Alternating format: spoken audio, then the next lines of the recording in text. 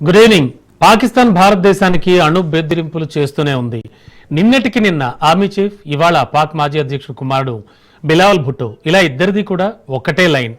ఇండియాను కుమ్మేస్తాం, మా జోలికి వస్తే అంతే సంగతులు, వెనక ముందు చూడం, కేవలం ఇండియానైనా కాదు, సగం ప్రపంచాన్ని సర్వనాశనం చేసేస్తాం. ఇది ఇద్దరి మాట. అమెరికా నేలపై ప్రపంచాన్ని శాసిస్తామని ఒకడు కూస్తుంటే ఇంకొకడు పాకిస్తాన్ గడ్డ నుంచి ఇదే రకమైన మాటలు మాట్లాడుతున్నాడు. ఇండియాపై ఉన్న అక్కస్తో అమెరికా ఇద్దరి నోటి నుంచి పిచ్చి ప్రేలాపనలు కావాలని చేయిస్తోందా అన్నట్టుగా సీన్ కనిపిస్తోంది. ఆ సగం ప్రపంచంలో ఇజ్రాయెల్, అమెరికా ఉన్నాయో లేవో చూసుకోవాల్సిన కనీస ఇంగితం కూడా ఆ దేశానికి లేకపోవడం విడ్డూరం కాక మరేంటి. తాజాగా పాకిస్తాన్ పొలిటీషియన్ ఎప్పటికైనా పాక్ ప్రధాని కావాలనే కలలు కంటున్న మాజీ ప్రధాని బెనజీర్ భుట్టో తనయుడు బిలావల్ భుట్టో ఇండియాకు స్ట్రాంగ్ వార్నింగ్ ఇచ్చేశాడు. ఆపరేషన్ సింధూర్ విషయంలో ఇండియా ఎక్కువ ఊహించుకుంటోందని మండిపడ్డాడు. ఏప్రిల్ 22 పహల్గామ్ ఉగ్రదాడి తర్వాత దశాబ్దాల నాటి సింధు జల ఒప్పందాన్ని నిలిపివేయడాన్ని పాకిస్తాన్ చూస్తూ ఊరుకోదని హెచ్చరించాడు. ఇండియా పాక్ ప్రజలకు ఎంతగానో నష్టం కలిగించిందని, ప్రధానమంత్రి నరేంద్ర మోడీకి వ్యతిరేకంగా పాకిస్తాన్ అంతా ఏకం కావాలని పిలుపునిచ్చాడు. పాక్ ప్రజలు ఐక్యంగా పోరాడి విజయం సాధించాలన్నాడు. సింధు ప్రభుత్వం సాంస్కృతిక శాఖ నిర్వహించిన ఒక కార్యక్రమంలో మాట్లాడాడు. సింధు జల ఒప్పందాన్ని నిలిపివేయడం కొనసాగిస్తే పాకిస్తాన్ యుద్ధం గురించి ఆలోచించడం తప్ప మరో మార్గం ఉండదు అన్నాడు. పాకిస్తానీలు 6 నదుల్ని తిరిగి పొందడానికి సిద్ధంగా ఉన్నారని, దేశం కోసం యుద్ధం తప్ప మనకు వేరే మార్గం లేదని ఆయన అన్నాడు. పాకిస్తాన్ యుద్ధాన్ని ప్రారంభించలేదని, కానీ ఇండియా సింధూర్ లాంటి దాడి చేయాలని ఆలోచిస్తే పాకిస్తాన్లోని ప్రతి ప్రావిన్స్ ప్రజలు మీతో పోరాడడానికి సిద్ధంగా ఉంటారని తెలుసుకోవాలని హెచ్చరించాడు. ఈసారి యుద్ధంలో ఇండియా ఖచ్చితంగా ఓడిపోతుందని, తాము ఎన్నటికీ తల వంచమని భుట్టో ఇండియాకు వార్నింగ్ ఇచ్చాడు.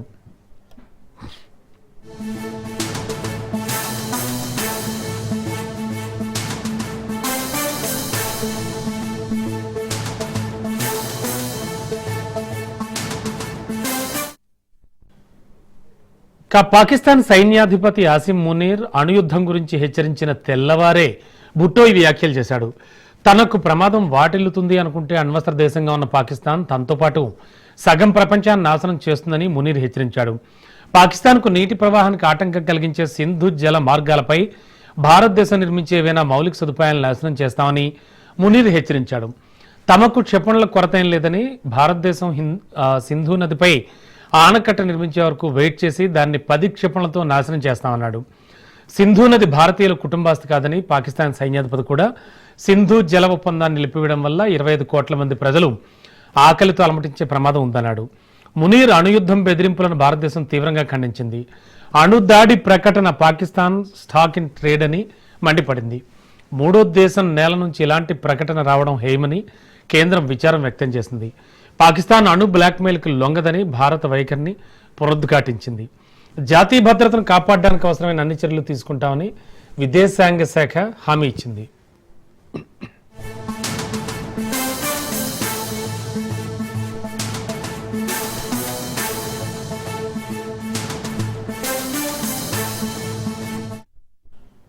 మరోవైపు పెంటగాన్ మాజీ అధికారి Michael Rubin Pakistan army chief Asim Munir వ్యాఖ్యలను తీవ్రంగా ఖండించాడు. ఇస్లామాబాద్ యుద్ధ పిపాసిగా మారి మోసపూరిత దేశంలాగా ప్రవర్తిస్తోందని మండిపడ్డాడు. పాకిస్తాన్ సైన్యాధిపతిని 9/11 దాడి వెనుక ఉన్న ఉగ్రవాది ఒసామా బిన్ లాడెన్తో ఆయన పోల్చాడు. మునీర్ వ్యాఖ్యలు ప్రపంచం ఇస్లామిక్ స్టేట్ నుంచి విన్నట్టుగా గుర్తుకు తెస్తున్నాయని పేర్కొన్నాడు. ఇక ఫీల్డ్ మార్షల్ ఆసిమ్ మునీర్ ఇటీవల వ్యాఖ్యలపై వివాదం రాజుకుంటున్న తరుణంలో పాకిస్తాన్ పతనమైతే దాంతోపాటు సగం ప్రపంచాన్ని కూల్చివేస్తుందని, ఆ బెదిరింపులపై ఆయన స్పందించాడు. అమెరికా గడ్డపై పాకిస్తాన్ బెదిరింపులు పూర్తిగా ఆమోదయోగ్యం కాదని రూబిన్ అన్నాడు. పాకిస్తాన్ అణు బెదిరింపులు, ఉగ్రవాద శక్తులు అణ్వాయుధాలతో మోసగించడానికి ఒక కవచాన్ని అందించగలవని మాజీ అమెరికా అధికారి ఎత్తి చూపాడు. అమెరికన్లు ఉగ్రవాదాన్ని తమకు నచ్చిన కోణంలో చూడడం వల్లే మొత్తం వ్యవస్థను ప్రశ్నిస్తున్నాయి. ఆసిమ్ మునీర్ ఒక సూట్లో ఉన్న ఒసామా బిన్ లాడెన్ అని ఆయన ఎద్దేవా చేశారు. మునీర్ వ్యాఖ్యలు పాకిస్తాన్ ఒక దేశంగా బాధ్యతలను నిర్వర్తించగలదా అనే ప్రశ్నలు చాలా మంది ప్రజల మనసుల్లో లేవనెత్తుతున్నాయని రూబిన్ పేర్కొన్నాడు. భవిష్యత్ పరిపాలనలో ఇతర సీల్ బృందాలు పాకిస్తాన్లోకి ప్రవేశించి దాని అణ్వాయుధాలను భద్రపరచాల్సిన సమయం ఆసన్నమైందన్నాడు. ఎందుకంటే ప్రత్యామ్నాయం భరించలేనంత గొప్పదని అన్నాడు. రూబిన్ ప్రకారం పాకిస్తాన్ను నాటోయేతర ప్రధాన మిత్ర దేశంగా యుఎస్ఏ పరిగణించేందుకు అవకాశం లేదన్నాడు.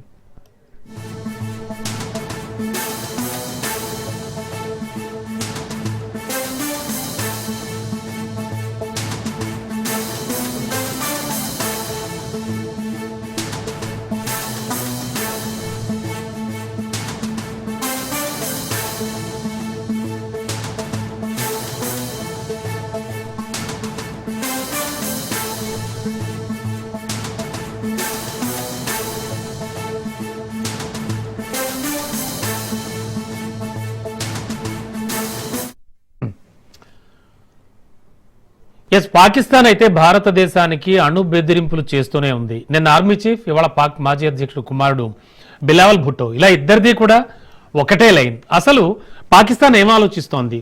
ఎందుకు ఈ స్థాయిలో వ్యాఖ్యలు చేస్తోంది? రెచ్చగొట్టే వ్యాఖ్యలా, లేకపోతే తెంపరితనం ప్రదర్శిస్తోందా? అసలు ఏం జరుగుతోంది? దీనికి సంబంధించి మరింత విశ్లేషణ అందించడానికి మనతో పాటు మురళీ మనోహర్ గారు సిద్ధంగా ఉన్నారు. సార్ నమస్తే. నమస్తే అండి. నమస్తే సార్. సార్, ముఖ్యంగా అంటే ఏం చూసుకుని ఈ కండకావరం? కేవలం నాతో ఖచ్చితంగా ట్రంప్ ఉన్నాడు, ట్రంప్ వంత పాడుతున్నాడు అనేటువంటి కండకావరమా? ఏమిటి వ్యాఖ్యలు? అణు యుద్ధం ఎందుకింత పెద్ద మాటలు? అసలు ఎలా ఎలా చూడాలి సార్ వీళ్ళని? అమాయకుల, అసాధ్యుల, ఏమిటి వీళ్ళు అసలు? బాగా అడిగారు. ఏమి చూసుకొని అమెరికాను చూసుకున్నా, చైనాను చూసుకున్నా, ఎందుకంటే ఇద్దరితో మంచి రిలేషన్స్ ఉన్న దేశం కదా పాకిస్తాన్. అందుకని ఏం చూసుకొని అనేటువంటి అనమాస. ఏం చూసుకొని అనే కన్నా అసలు పాకిస్తాన్ ఏం చూసుకోకుండానే అలా మాట్లాడుతుంది. ఎందుకంటే అది స్వభావం, పాకిస్తాన్ యొక్క స్వభావం. ఈ ప్రపంచంలో అణుబాంబులు, అణు ఆయుధాలు ఉన్నటువంటి దేశాలు ఎన్నున్నాయి? పాకిస్తాన్ ఒక్కటే ఉందా? ఎన్నో దేశాలు ఉన్నాయి. కానీ రిపీటెడ్ గా మళ్ళీ మళ్ళీ మా దగ్గర అణుబాంబులు ఉన్నాయి, మా దగ్గర అణుబాంబులు ఉన్నాయి, జాగ్రత్త సుమా అని చెప్పడము, ఇంకొక దేశాన్నే కాదు మొత్తం ప్రపంచాన్నే బెదిరించడము. మేము నాశనం అయితే ప్రపంచాన్ని నాశనం చేస్తాం, కనీసం సగమన చేస్తాం పూర్తి కాకపోతే. సో ఇలాంటి ప్రేలాపనలన్నీ కూడా పాకిస్తాన్ యొక్క స్వభావం. అది బై బర్త్ వచ్చినటువంటి నేచర్. అది ఇండియా నుంచి విడిపోయాక వచ్చినటువంటి నేచర్. అది ఇండియాతో ఉన్నప్పుడు ఆ నేచర్ లేదు. ఎందుకంటే అది పార్ట్ ఆఫ్ మన ఇండియన్ ల్యాండ్ కనుక. ఇప్పుడు ఆ స్వభావం వచ్చేసింది, రిపీటెడ్ గా మాట్లాడుతుంది. మనం కూడా గుర్తుపెట్టుకోవాలి, అణు ఆయుధాలు ఉన్నటువంటి దేశంతో ఇంకొక దేశం యుద్ధం చేయడం చాలా రేర్ గా జరుగుతుంది. అది మనం మాత్రమే చేస్తాం. అణు ఆయుధాలు ఉన్నాయి అనే గుర్తింపు కూడా మనం ఇవ్వం ఆ దేశానికి. అంత నిర్భయంగా బుద్ధి చెప్పడం ప్రారంభించాం. సర్జికల్ స్ట్రైక్ నుంచి మొదలు పెడితే మనము పాకిస్తాన్కు ఊరికే ఉండేది లేదు, పిచ్చి వేషాలు వేస్తే అనే విషయాన్ని రకరకాల పద్ధతులు చెప్తూ వస్తున్నాము.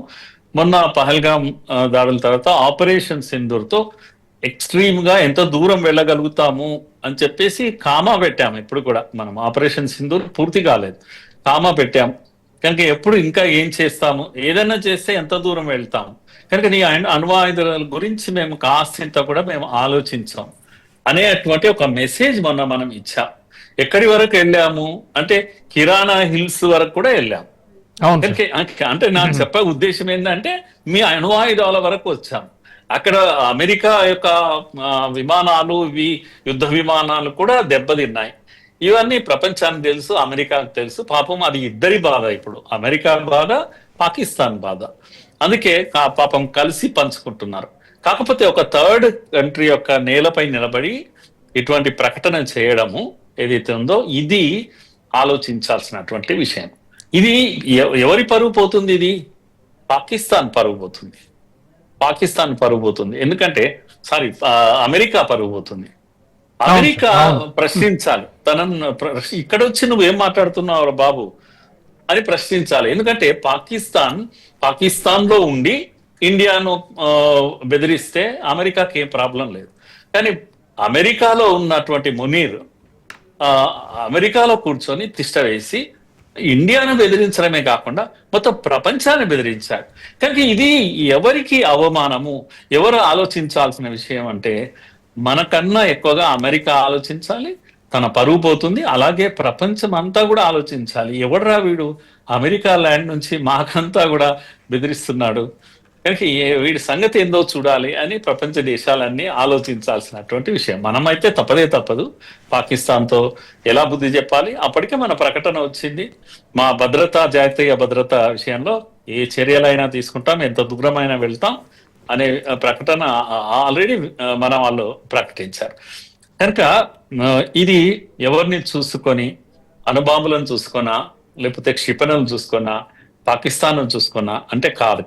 పాకిస్తాన్ యొక్క స్వభావము ఆ విధంగా మాట్లాడడం నైజము. వాళ్ళకు ఆ కంట్రీకి రోగ్ కంట్రీ, అందుకే అంటాం మనం రోగ్ కంట్రీ యొక్క నైజం. కాదు సార్, అంటే ఒక మామూలుగా ఒక బెదిరింపు నుంచి మొదలుపెట్టి అది ఒక సైకిక్ పాత్రలోకి వెళ్ళిపోతున్నారు వీళ్ళు. ఎందుకు అంతలా అంటే మీరు అంటున్నట్టుగా ముందు ఇండియా సంగతి చూస్తాం, భారత్ సంగతి చూస్తాం, భారత్ను మట్టు పెడతాం, ఓకే.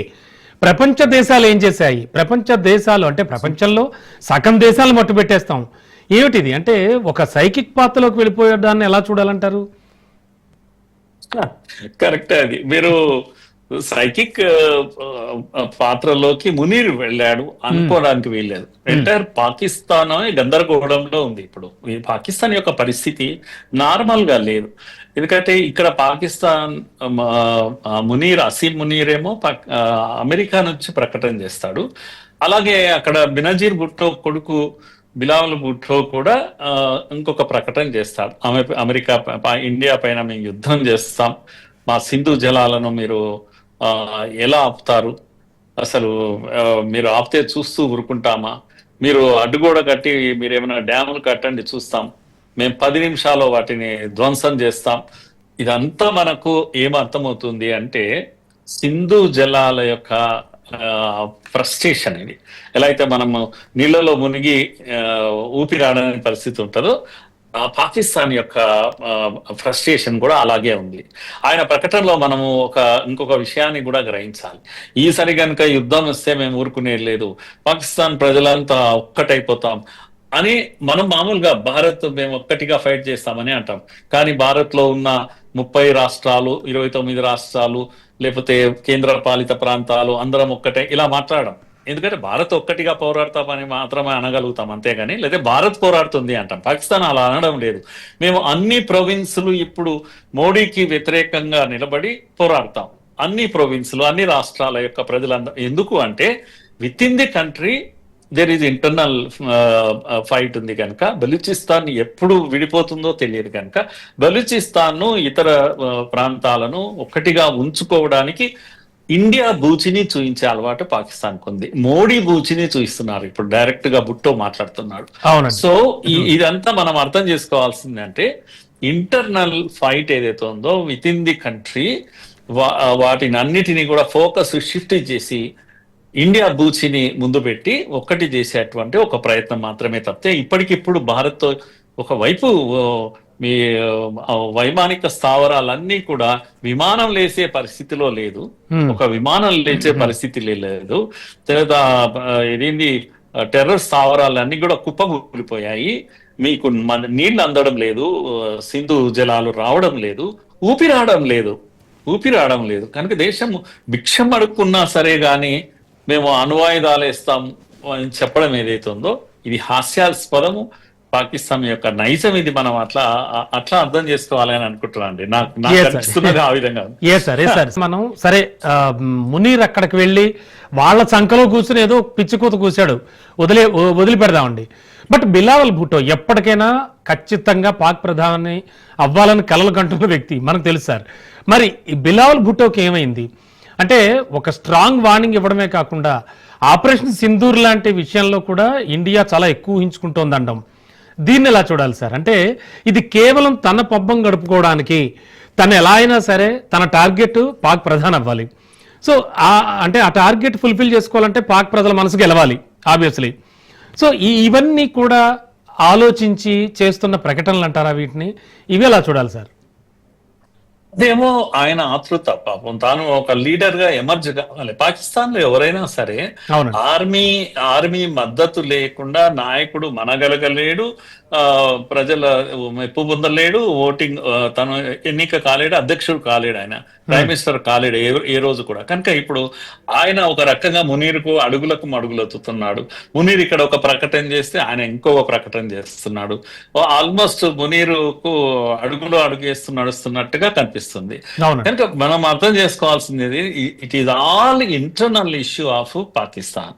అండ్ లీడర్షిప్ విషయంలో కూడా వీళ్ళందరినీ ఆయన ఎవరు పాకిస్తాన్ క్రికెట్ హీరో ఆయన లోపల పెట్టేశారు.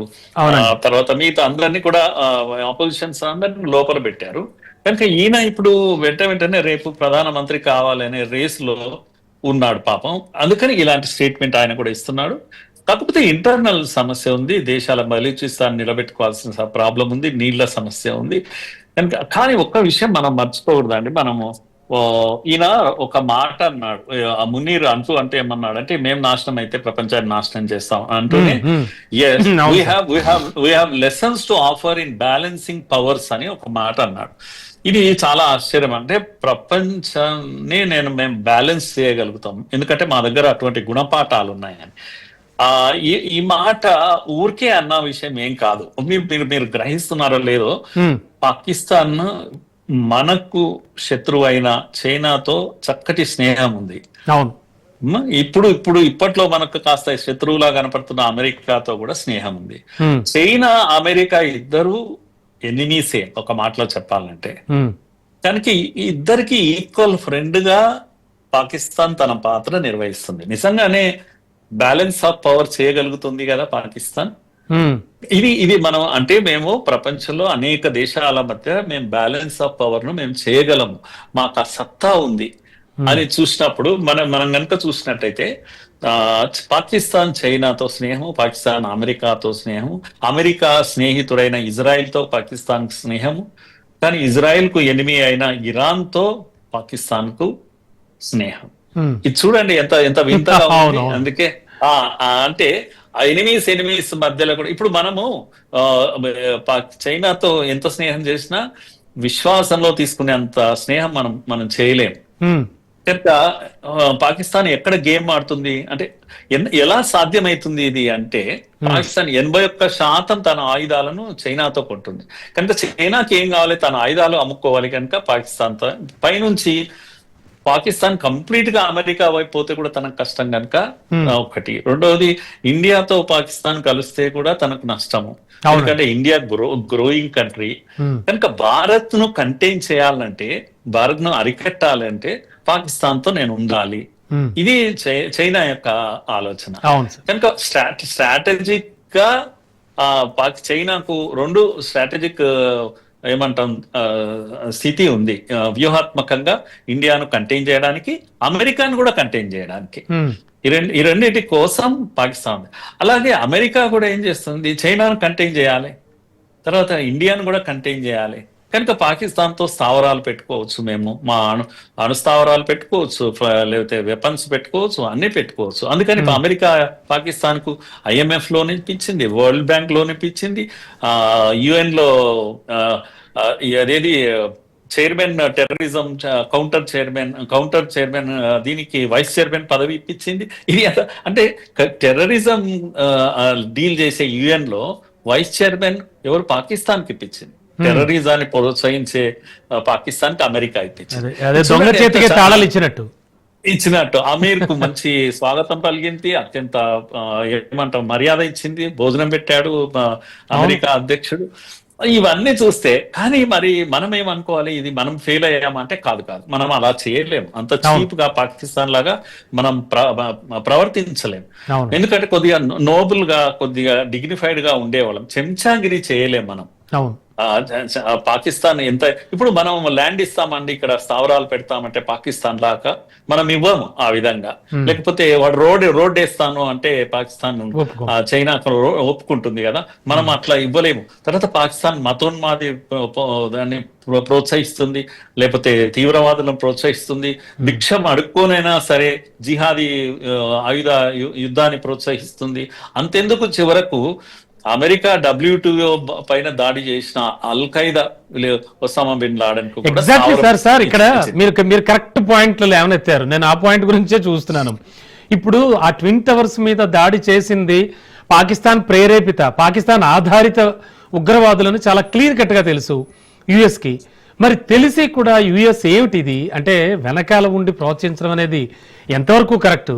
పెద్దన్న అని చెప్పేసి అందరూ చెప్పుకునేటువంటి ట్రంప్ అంటే US అధ్యక్షుడు ఇలా ప్రవర్తించడం కరెక్ట్ కాదు. And sir, one more thing, Munir హెచ్చరించిన హెచ్చరికల్లో మాకేమాత్రం క్షిపణుల కొరత లేదు. భారతదేశం ఒకవేళ సింధు నదిపై ఆనకట్ట నిర్మించే వరకు మేము వెయిట్ చేసి దాన్ని 10 క్షిపణులతో నాశనం చేస్తామంటున్నాడు. అంటే సార్, ఆల్రెడీ ఆర్థిక వ్యవస్థ చిన్నాభిన్నమైపోయింది. అక్కడ రేట్ల గురించి, అక్కడ పెరిగిన వస్తువుల రేట్ల గురించి, అసలు దొరకని వస్తువుల గురించి మనం మాట్లాడుకున్నాం. ఈ నేపథ్యంలో నిజంగా పాకిస్తాన్కి అంత స్ట్రాంగ్ బ్యాకప్ ఉందా? అసలు ఎందుకు ఈ డాంబికాలు, ఎందుకు ఈ పొగరు? ఎస్, అంత ఇది లేదు, వాళ్ళకు భిక్షం అడుక్కునే పరిస్థితి ఉంది ఇప్పుడు. ఉమ్. వాళ్ళ ఆర్థిక పరిస్థితి ఆ, చిన్న వాళ్ళ భిన్నం యొక్క అయిపోయింది GDP కదండి. ఉమ్. చిన్న భిన్నం అయిపోయింది.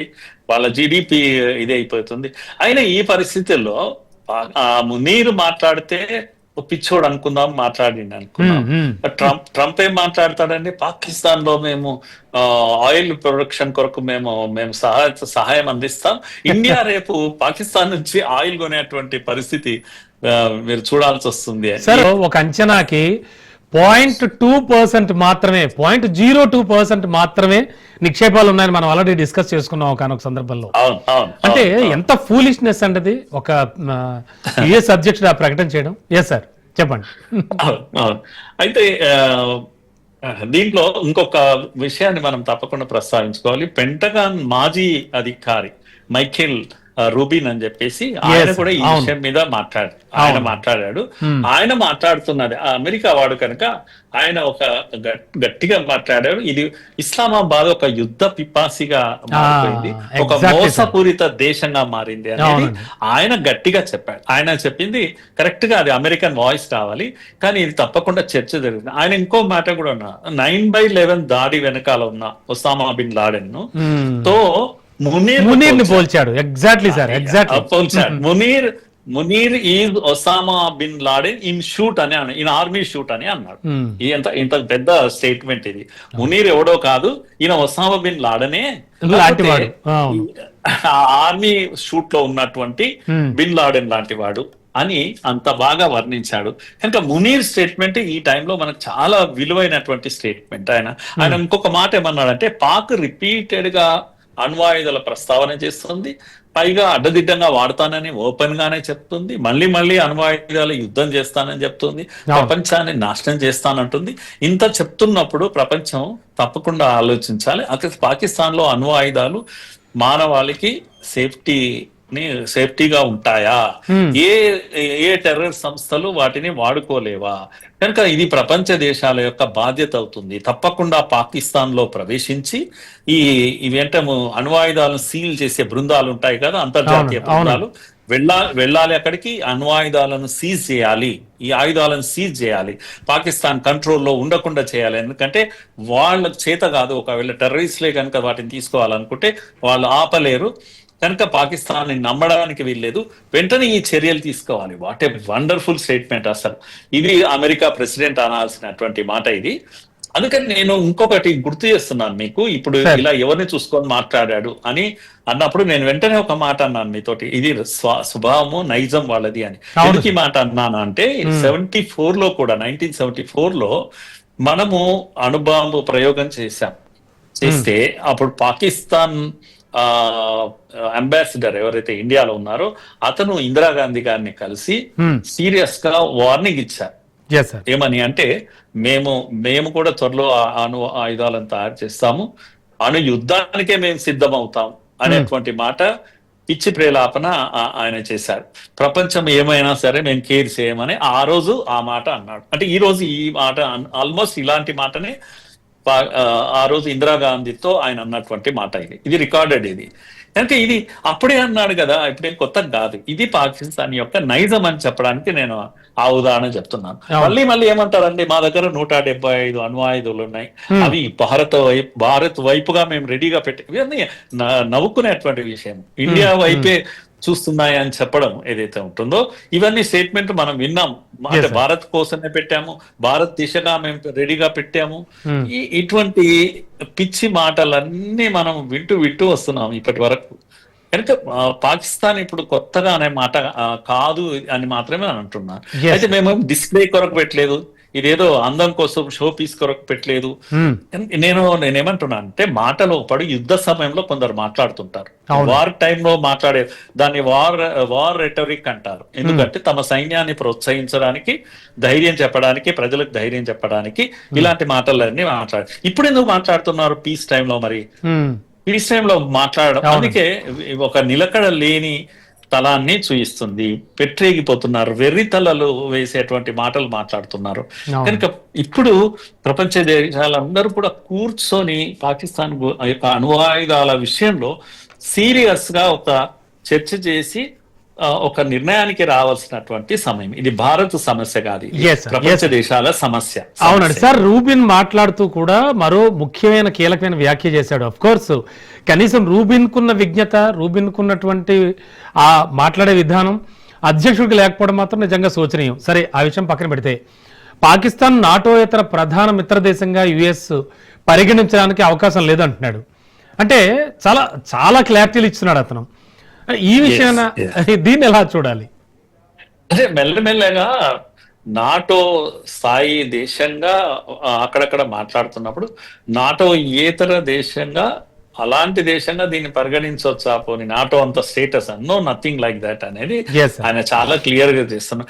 అసలు అది రోగ్ కంట్రీ, అది ఒక పిచ్చోళ్ళ దేశం కనుక దాన్ని కట్టడి చేయాలి అని అంటున్నాడు. అవునండి, తప్పకుండా సీజ్ చేయాలి, అణ్వాయుధాలను సీజ్ చేయాలనే మాట మాట్లాడుతున్నాడు ఆయన. Yes, కనుక ఆయన రియలైజ్ అయ్యాడు ఇది పిచ్చోళ్ళ రాజ్యము, పిచ్చోడి చేతిలో రాయి లాంటిది ఇది. ఇది ఆయుధం పాకిస్తాన్ చేతిలో అణ్వాయుధం ఉన్నప్పుడు ఒక పిచ్చోడి చేతిలో రాయి ఎవరిపైన వేస్తాడో తెలియదు, వాడే కొట్టుకొని వాడు చచ్చిపోవచ్చు. కనుక దాన్ని కట్టడి చేయాలి అనే మాట మైకేల్ మాట్లాడిన మాటని మనం చాలా సీరియస్. ఏది అయినా పాకిస్తాన్ కి సంబంధించిన వాళ్ళు ఇటు మునీర్ కావచ్చు, లేకపోతే బిలావల్ కావచ్చు, ఎవరు ఎంత వాగినా కూడా ఇండియాకి సంబంధించినంత వరకు కూడా ఎటువంటి సిచ్యువేషన్ కూడా రాదనే భావిద్దాం డెఫినెట్ గాను. అండ్ వాళ్ళ వ్యాఖ్యలకి వాళ్లే ఆలోచించుకోవాలి తిరిగి, అలా చేసుకునేలా జరుగుతుందనే చూద్దాం. Thank you sir, thank you so much. Thank you sir.